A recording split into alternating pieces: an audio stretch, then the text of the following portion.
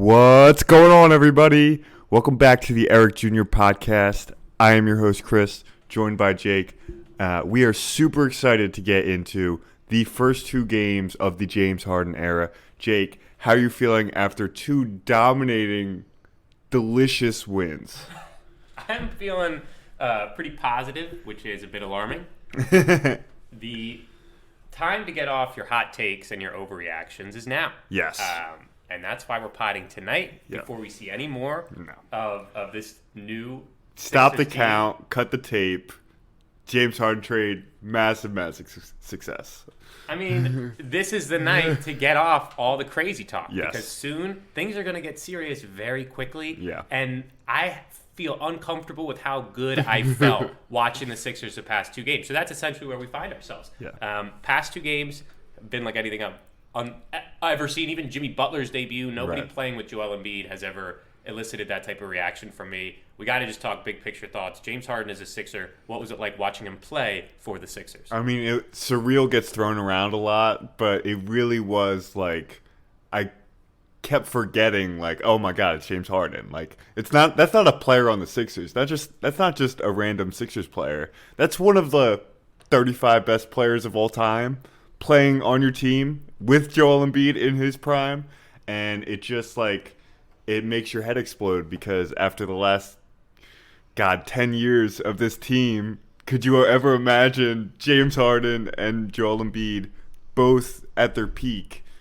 Quite well, one at their peak and one very, very close to their peak. Just being on this court at the same time, making each other better, and then just obliterating the Timberwolves and the Knicks, two like not the biggest rivals, but like they're sneaky rivals to the Sixers. This is official, everybody. The Timberwolves are a stealth rival for us. Yes. Okay. Yeah. A former Sixers player put Karl Anthony Towns in a headlock not too long ago. Okay. They always play us hard. They've got the gritty guy. They got the Pat Beds of the world. They've got the D'Angelo Russell cross pollination background process lore. We do have a weird relationship with D'Angelo Russell. Yeah, and him specifically, obviously, yeah. Very traumatically. But the first two wins were so sweet. We were talking before the pod started tonight. It wasn't that long ago that we were watching Al Horford and Josh Richardson and the advanced statistic model saying, hey, you guys really have something here. And watching that and never knowing if it was going to get much better. Right. Or never knowing if always waiting and waiting to see if the flip would be switched.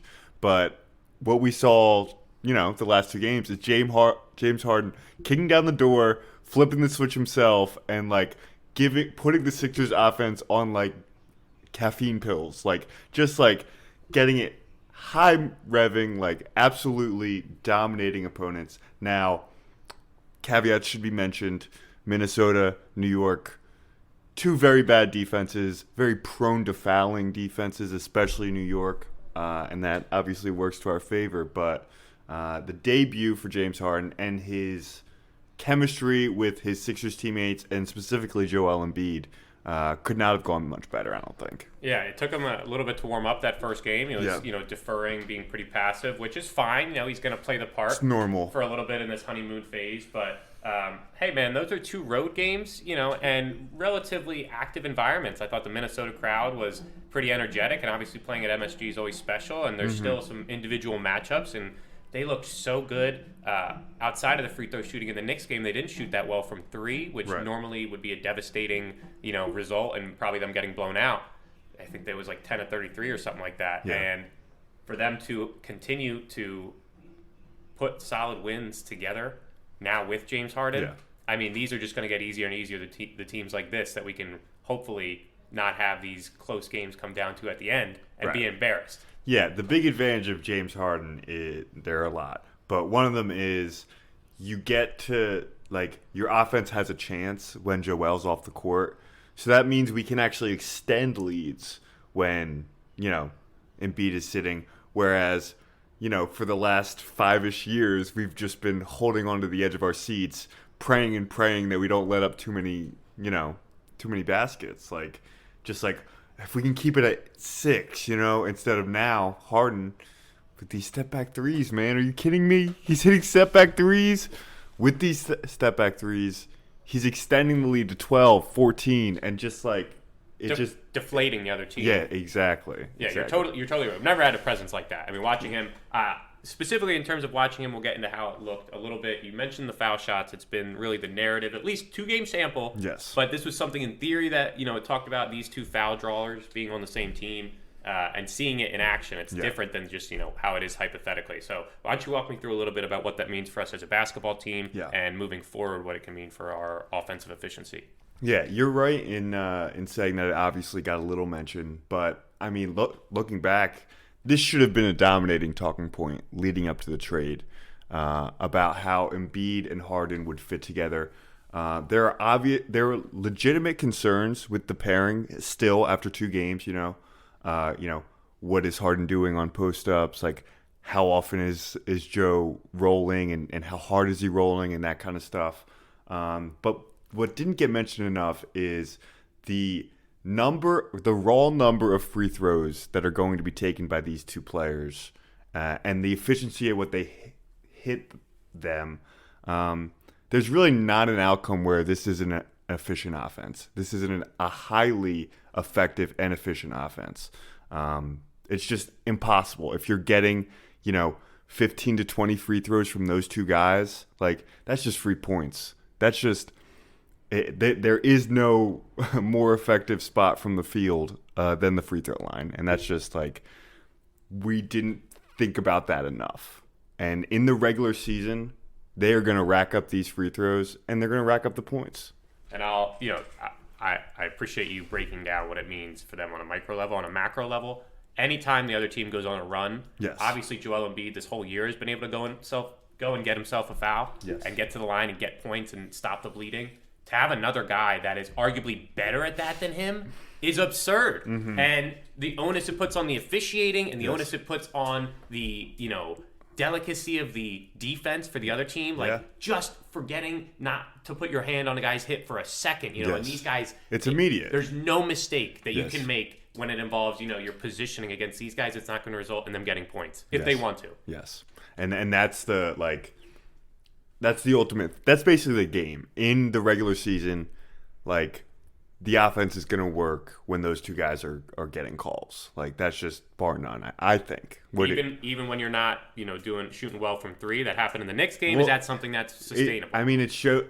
It showed in that game. Obviously, the Knicks aren't the most high-powered offense, and you expect some these teams with more firepower to take advantage of your now limited defensive ability. But I think you gotta assume that, the fact that Harden and Embiid are going to be able to maintain this efficiency through the season, even without threes. Basically, like you said earlier, without threes, it was a lost cause earlier in the year, basically, unless Joel Embiid's going to drop 50. Now, because you have Harden there as well, you can survive going, 9 for 30 or something like that. Right, or be in it as opposed to being completely out of it. Yes. Especially in those playoff games where, a couple things go a couple different ways. Your destiny is completely altered. Joel Embiid has shot 40 free throws the past 2 games. That's just so many. Let's just say that so that way everybody kind of understands why it's crazy. And honestly, aesthetically, you talk about the pace of a game and you talk about, a product of entertainment. Watching these Sixers games is about to become unlike anything we've ever seen as fans of the team and other people for fans against. It is going to be unlike anything we've ever really encountered. It's the baiting has already started. Just calling the Sixers a hack team because they're just foul baiters. They can't score efficiently without free throws. You can already see it coming. It's already happening, and I don't care, obviously, but it is gonna be a talking point in the playoffs, and it's gonna be something that the Sixers are gonna have to deal with. And I'm sorry to interrupt. I just could see the NBA officiating, representatives putting out documents with exact language to be like, this is how we will officiate. Yes. Make sure all the other players know, so that way there's no complaining when it gets to the most important moments. That is not outside the realm of possibility. I think that's legitimately them putting out some type of document or dossier of this is exactly what's permitted with diagrams and everything, because it's going to dominate conversations after games possibly. Yes, you're right. If the Sixers are getting these calls late in the fourth quarter of a close playoff game, it is absolutely going to be a major, major talking point. And the referees, that's a relationship you have to manage, because Embiid and Harden are putting a lot of pressure on these officials to make tough calls in tough moments consistently. So you're absolutely right. It's definitely going to be something to watch. I think we all are expecting a drop off in the playoffs, right? Defenses get tighter, whistles get swallowed. That's a normal thing in the playoffs. To what degree has maybe never mattered more than for this team. Yeah, and to what degree can they manufacture those types of opportunities for their offense to get them those looks as easily, where the Bucks and the Miami Heats of the world are going to take away everything easy. Yes. But that's, we're getting some good opponents that are coming up. Yeah. First 2 games, the honeymoon phase, it's been tremendous. I was giddy watching it. The Matisse Thybulle slam dunk at the end of the first half against the Timberwolves at the buzzer with the whole bench there. Like those, I haven't seen vibes that good in years, dude. I haven't seen, that was a pure energy. Those are the little things. I know it sounds like it doesn't matter, but just seeing how electric that was, and for them to close a half that way, and I don't know. It's 2 games. Like you mentioned, it's been surreal watching this guy actually play for us. Yeah. We have about 20 games left, and there's still a lot to figure out. Absolutely. Some other stuff about the game, about the offense. Tyrese Maxey had himself a hell of a 2 games. I mean, the first game, obviously shot out of a cannon. He gets 28 points.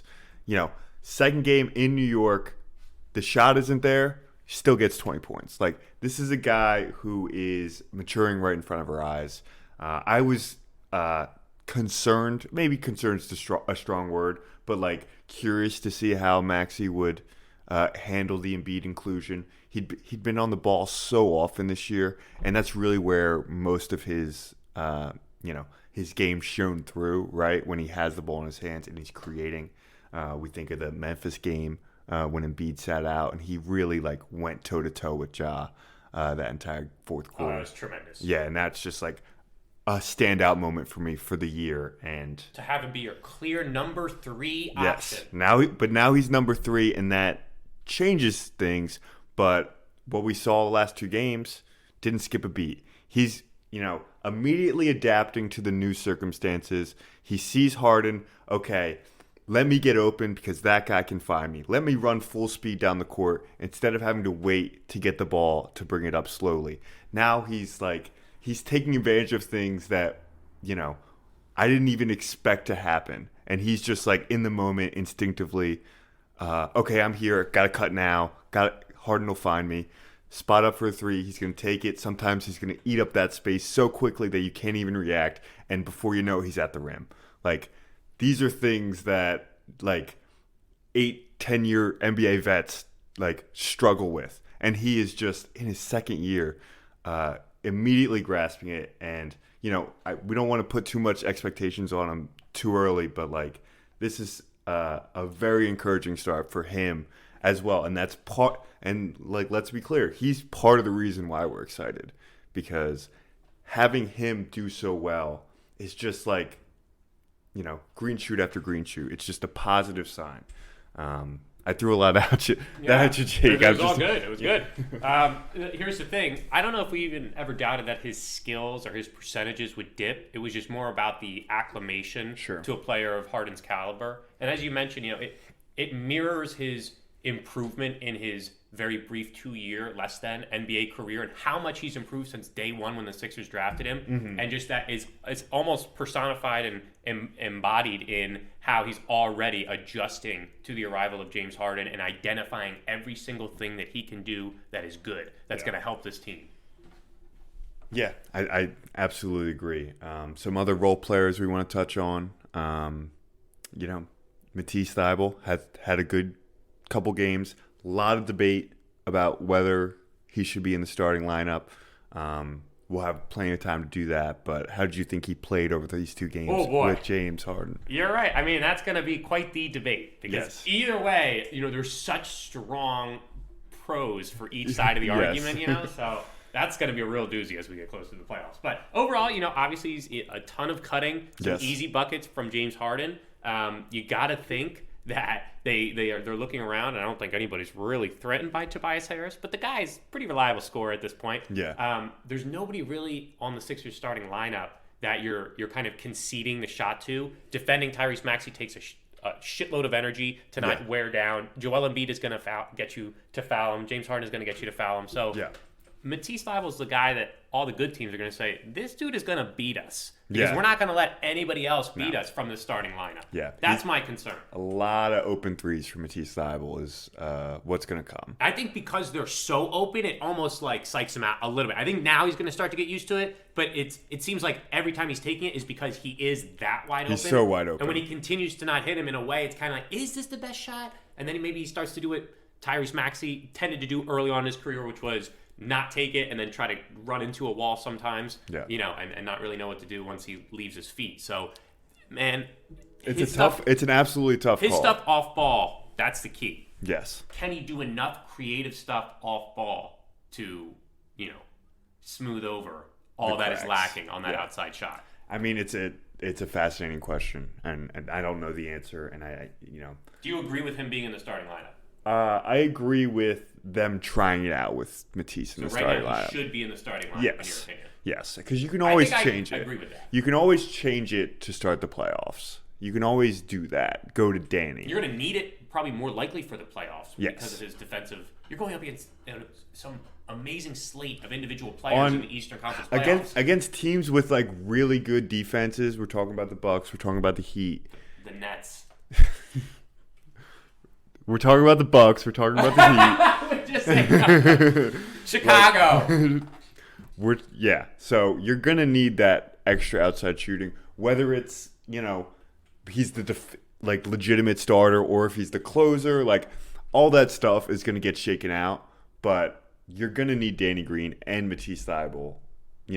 And when Matisse is out there, he's got to be shooting and he's got to hit some of them. He cannot do what you said, lose confidence, seeing the three misses in a row. He has to fire up that fourth one. Or he has to move in a way that can create an opening for someone else or him around the basket. Well, that first option sounded a little bit easier. Yes. Just shooting and making it sounded like that second option there sounded like a lot of steps, and it's kind of hard in the NBA. So that's going to be crucial. Yeah. The thing is, that's the reason to put him in that lineup now, because come playoff time, you got to get him ready. Because come playoff time, he's got to know the idiosyncrasies of everybody, their movements, their their rhythms. So it's fascinating. He's the one that I think we're all watching with the most intensity. Everything else is kind of almost fun and free flowing, other than Tobias Harris. He tends to be difficult to watch sometimes, but with Matisse, you're so hopeful and you're so titillated by the possibility. We're going to see. I'm nervous. I'll tell you right now. Yeah, no, definitely nervous for Matisse. It does seem like Harden has been finding him on these cuts, and obviously early in transition is where he's going to have to be a star. He's going to have to be able to get those leak out points and, deflection, of course, and all that jazz. But the half-court stuff is legitimate, and it's going to be something to be concerned about. All right, well, we got to talk about some of the other members on this team. Yes. I think the starting lineup, and then you just basically plus Danny Green. You just look at those 6 players and you say, okay, we can count on that. That's that. Yeah. We're going to need some other players to step up. There's essentially a 20-game tryout coming up. There are roles to be had. It's just a matter of whether or not there can be trust established with Doc Rivers. Yeah. And I guess the audacity of Doc Rivers to either go with a really young and unproven guy or hopefully get proven right by having Paul Millsap come up big in a couple games, down the stretch. Squeezing the last bit of basketball out of Paul Millsap. Like there's a range of possibilities of who could step up. But in my opinion, I got to start here first. Yeah. I'm starting first.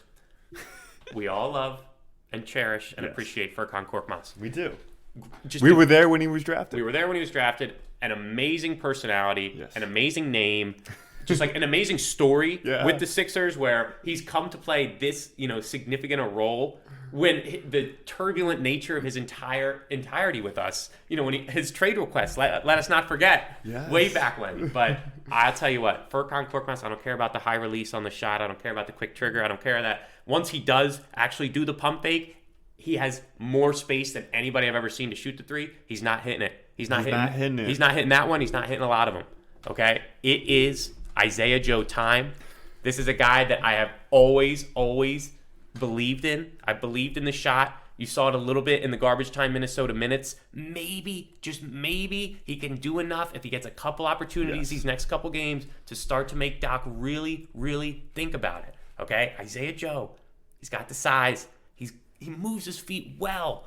Okay? You got to give him a chance. You need to inject some new blood. You got to give James Harden some, reps with multiple different looks to see what he prefers. And he needs a sample size enough of each of them before the stakes get too high to make sure that you're making the right decision. Yeah. Yeah, we know that James Harden has made a career out of improving these standstill shooters, right? Ryan Anderson, Daniel House, PJ Tucker, Eric Gordon to an extent, although he's very talented in his own right.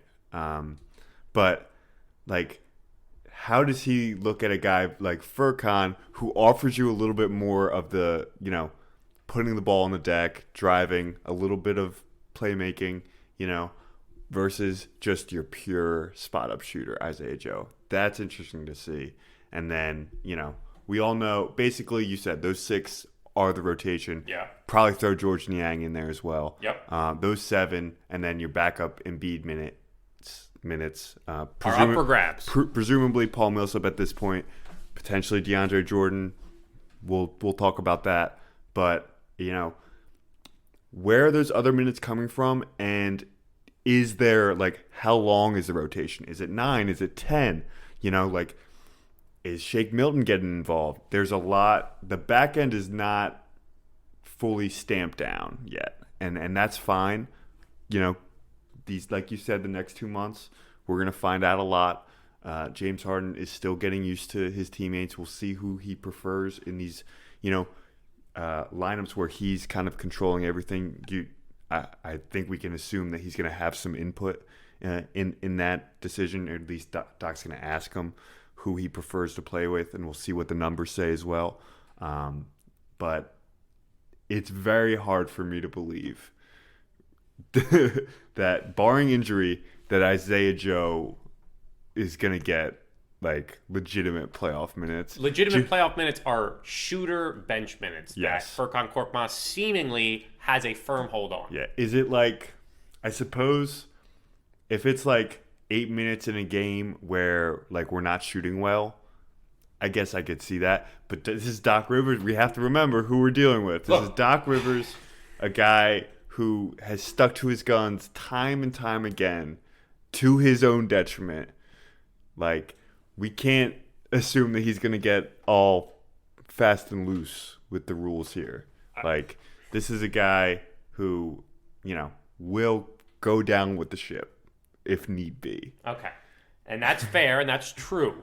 But I would argue that with his supporting coaching staff, there are some brilliant basketball minds, but even none of them have probably had a guy like James Harden, maybe Sam Cassell when he was playing, I don't know, have been around a guy like James Harden on a day-to-day basis that is a maestro capable of things on a basketball court that they could have only dreamed of being able to do. Yeah. So he needs the actual real reps at real game speed to make determinations about who he can best utilize and get the best from. Yeah.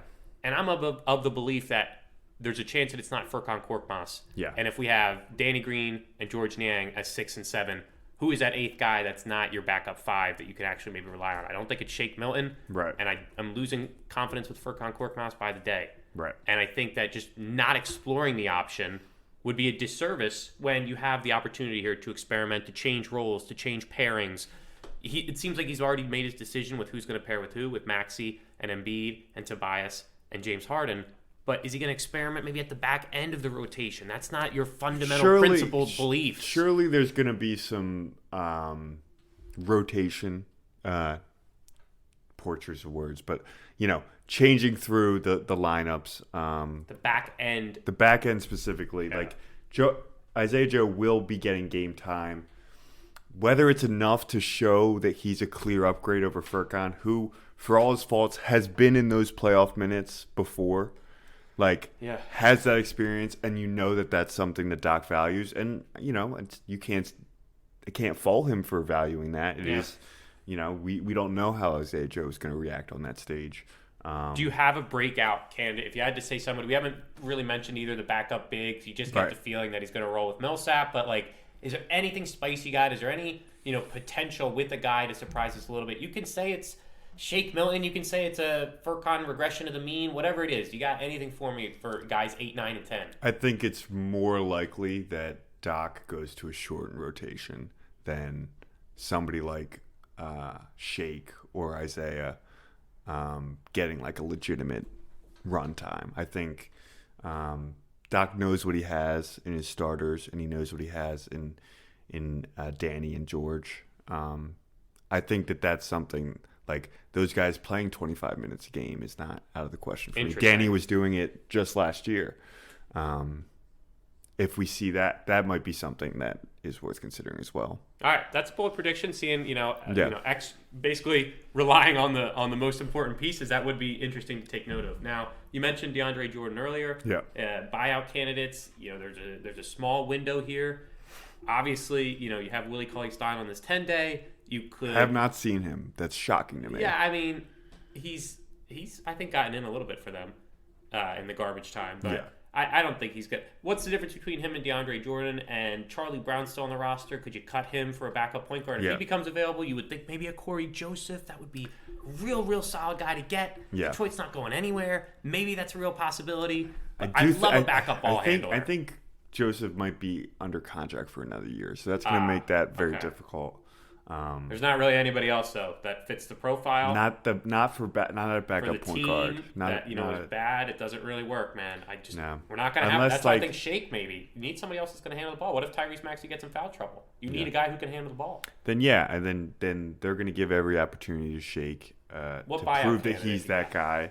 I think DeAndre Jordan, the very hot out of the gate rumors about DeAndre Jordan. I was fresh off the presses. I was not expecting multiple Woj notifications for DeAndre Jordan getting bought out, and then Philadelphia, the only team mentioned that is interested in them, being aggressively interested in them. I did not see that coming.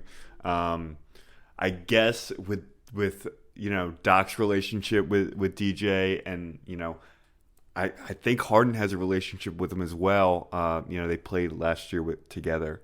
I guess that's something they want to look at. To the layman's eyes, it looked like DJ was on his way out of the league and was pretty unplayable. But I could be wrong. Again, if we're talking like pretty good player, if you can squeeze the last bit of basketball out of him, like I guess that's worth a shot. But didn't seem like a no-brainer to me. I thought Willie Cauley-Stein was a interesting pickup. Certainly younger and fresher legs. Yeah, I think it's weird, how you would explain it, but you can see, the thread of logic where it's like, okay, Paul Millsap in theory can still shoot a little bit, and it's like, not a bad passer and not a bad rebounder, not bad at a lot of things, basically. Right, but specifically, being able to do some things that DeAndre Jordan couldn't, and what DeAndre Jordan does well is something that has a proven track record of meshing well with James Harden. Yes. And if you're not going to get it from a guy like Paul Reed or Charles Bassey because you don't trust them or they can't do it, a guy like DeAndre Jordan, who's very reliable, you know exactly what you're getting, you know exactly where to throw the passes to get him to do the things that he can do well if you're James Harden. I find that intriguing in that at least he would give you that other look that maybe you're willing to throw out in a playoff series. Right. He's an actual big that would get on the floor in the playoffs, and you know exactly what you're getting from him, and you know that he can do some things well with your second best player. Yeah, and those are the obvious reasons why the Sixers are interested in him. I think a lot of people are confused. Just like the profile fits. Maybe the age doesn't fit. Sure, maybe 3 years ago, this is a great signing. Definitely. But you mentioned the name Willie Cauley-Stein there. That's the guy they have right now. I don't know. I feel like DeAndre Jordan offensively, he'll roll harder. He can finish more. I don't know. Maybe that's just talking crazy. But like, if you're looking at Willie Cauley-Stein or DeAndre Jordan, who would you rather have? You haven't seen any of Willie Cauley-Stein. Exactly. Probably. We haven't seen either of them, which is Who would you rather have? A week ago, if you asked me, I would have said Willie Cauley-Stein. Okay. The fact that Daryl and Doc are so interested is shocking to me, and it makes me reconsider that position because I'm like, what am I missing? Is this guy not washed? Right. So I'm fascinated to see one of them play. I don't know which one will play first, like legitimate minutes. Mm-hmm. I'm assuming that they would just sign DeAndre Jordan to replace Willie Cauley-Stein, Instead right? of having to cut another player. Yeah, You would think I they would would keep both. Maybe they do keep both. I don't And know. that I could see as well. The Sixers kept like 5 centers because none of them worked. Willie Cauley-Stein is a more useful roster spot than Charlie Brown. No? Yeah, I guess. Like, even if Matisse got in foul trouble, I'm not bringing in Charlie Brown. Man. Like, it really matters, man. So, like, come on, sure, keep both. I'm good. Get as many looks as you can. Like, this last 20 games is significant for that. Now, we'll see. So that's interesting to right. look at. The back end of the rotation for this team, now with James Harden here, that's something to actually really analyze and try to form some strong opinions about based off of what you're seeing there on the floor. Now, we've held it off until now. We've held off the floodgates. But the people are clamoring. They want to know, after these last 2 games, what are your Tobias Harris thoughts? I feel like we talked earlier in the week about just like not mentioning Tobias Harris when we talk about the Sixers. I think it would be better for everybody. There's nothing instructive that can come from it. But we have to.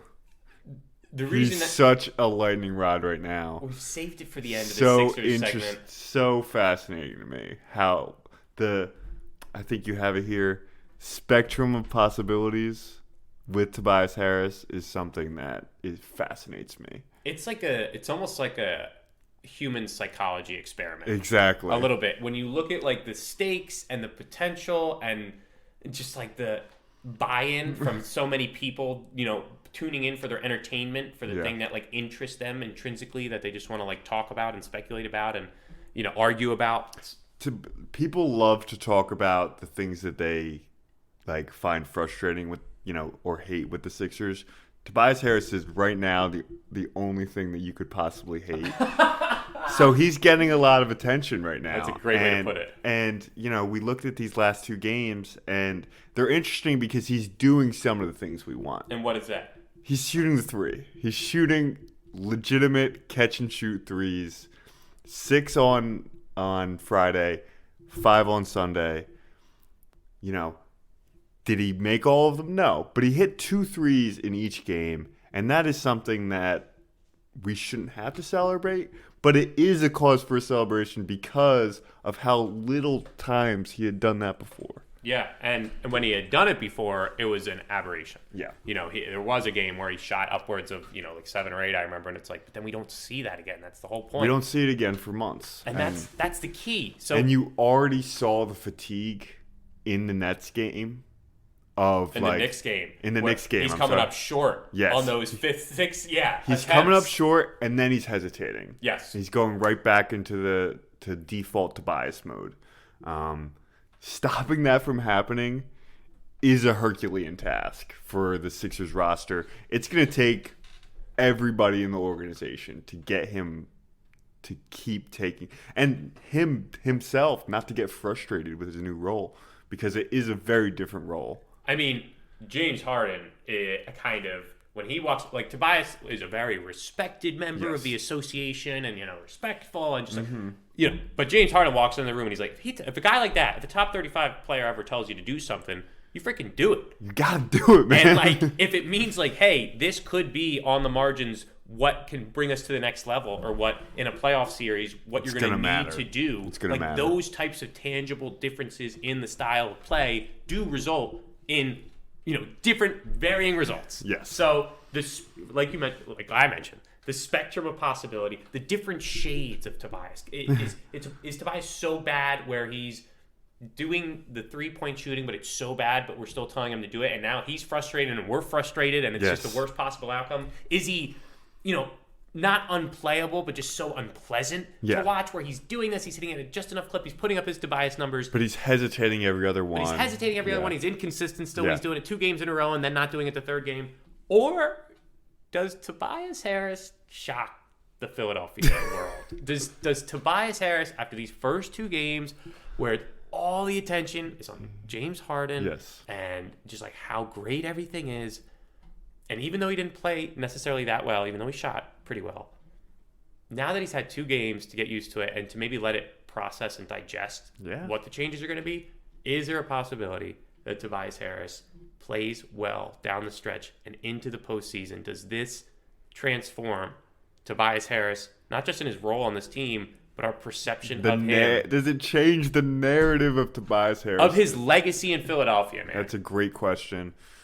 He is the fourth option. There are legitimate. I know, like, I think we like to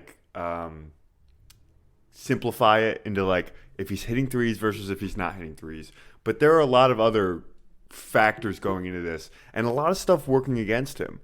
He's not getting the rhythm, like step into the mid-range shots, post-up shots that he's been getting all year and the last couple years.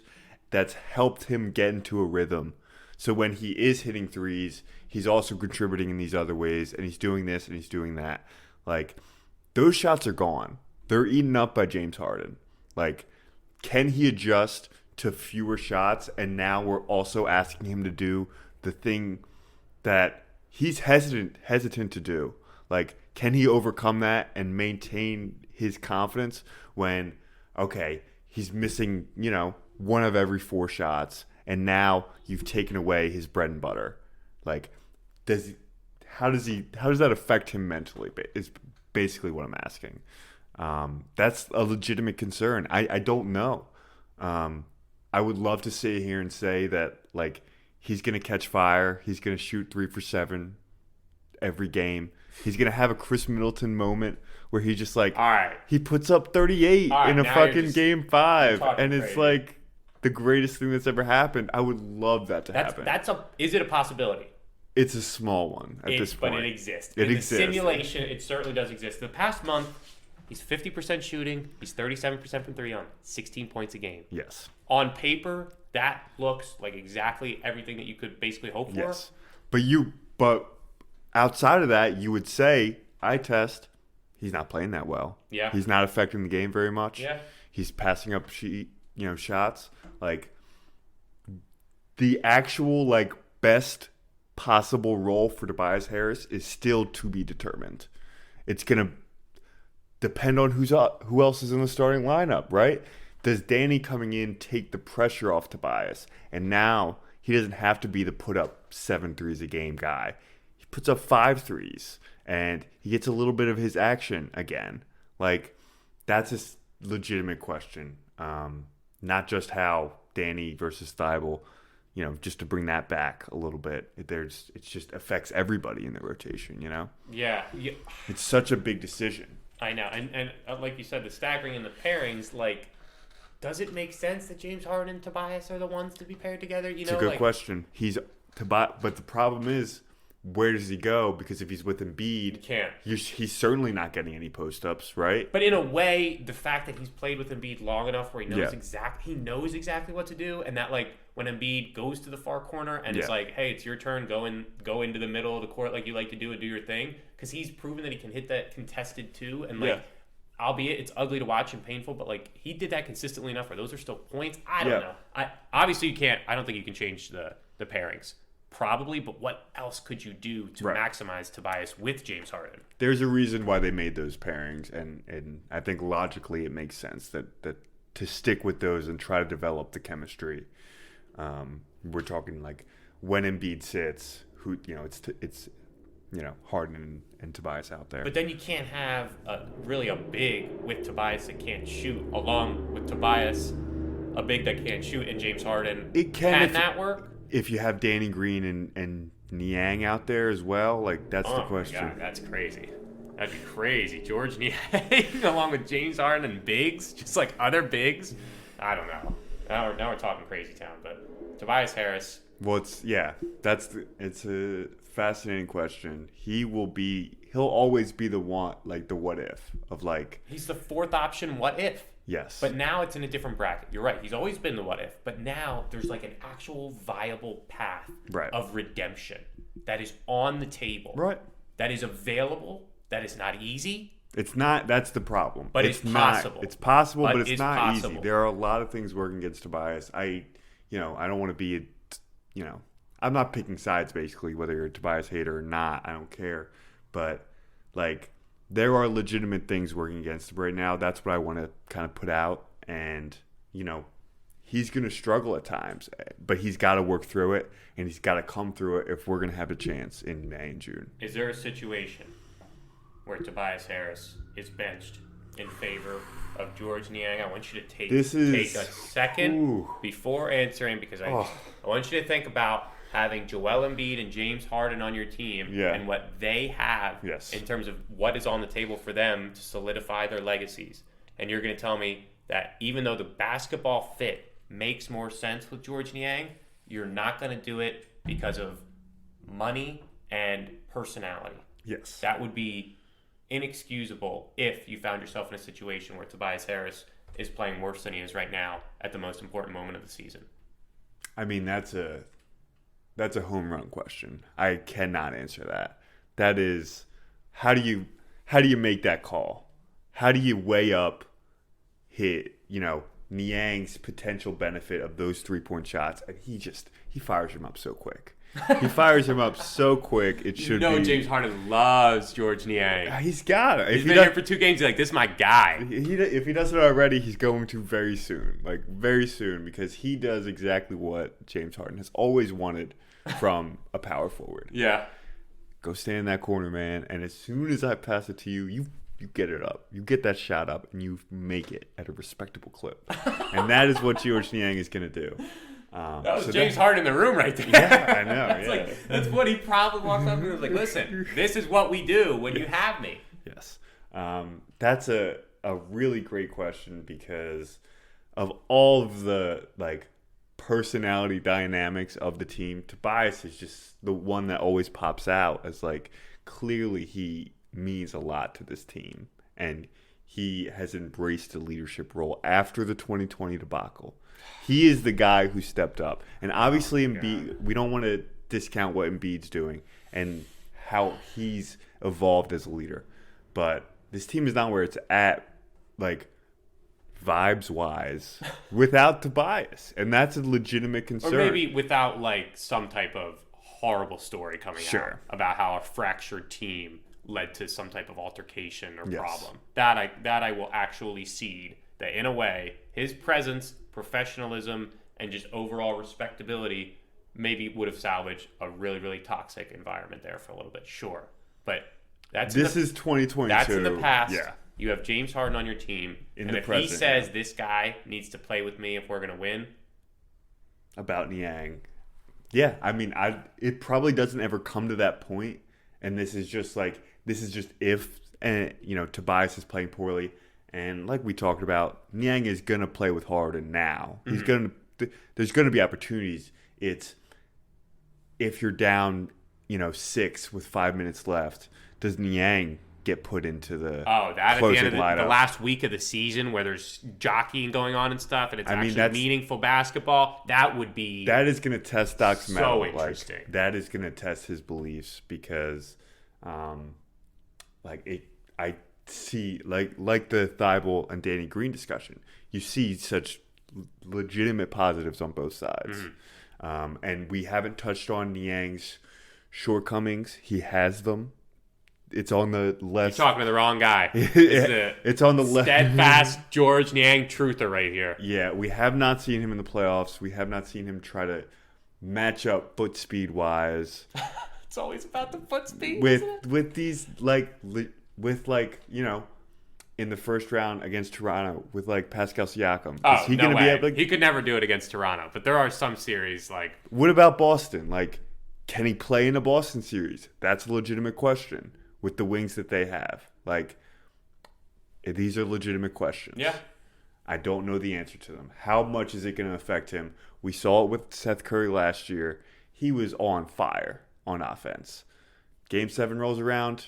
Kevin Hurd drops a 27 burger right on his head. All right, I don't bring that series up. You know that. So that was just uncalled for and painful. And all right, we've gotten off into fantasy land a little bit here, getting this into the weeds about George Niang versus Tobias. But the point being, it's probably not going to happen. The point being, James Harden is going to get to play with several different guys. Yes. And he's going to make his decisions on his preferences probably well known. Yes. If we know one thing about James Harden, it's that he will tell Daryl Morey and Daryl Morey will tell Doc Rivers. That's right. That's certainly right. That's a good place to probably end it. We're going to see James Harden play basketball again this week. That's great news. The wait for him to play a home game. I was talking about this the other day. All right, the Elias Sports Bureau, all the weird stats. Yeah.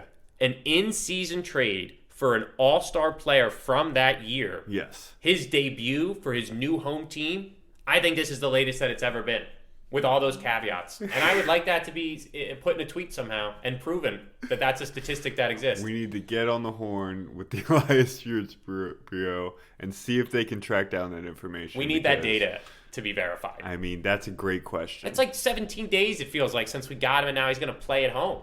It's been a while. It's been an eternity. Yeah.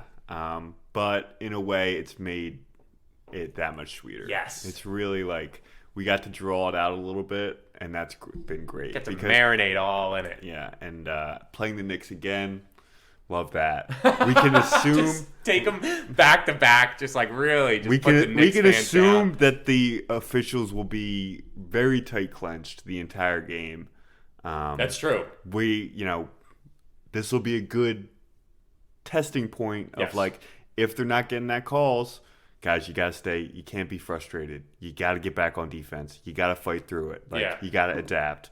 And the Knicks being feisty, Yes. that's nice just to have. Yes. You know, You need those games, and they will certainly be feisty after what happened on Sunday. and there are some good teams coming up. You got the Cavs, you got the Nets looming around the corner. I mean, there are some good the Bucks. Like, they're gonna have some really important matchups coming up, and hopefully we'll be back with some regularity. Yeah. To keep you updated on how we feel about that. Now, normally a podcast like tonight, 46 minutes in, is not going to have any other topics, but the NFL offseason is official. Yes. We are past the Super Bowl. The Eagles have 3 first-round picks. NFL free agency starts soon. The NFL was the only thing that we talked about for most of the year. Yeah. So I would posit that it's time to mention something NFL-related as Yes. it comes to our Philadelphia Eagles here. Yeah.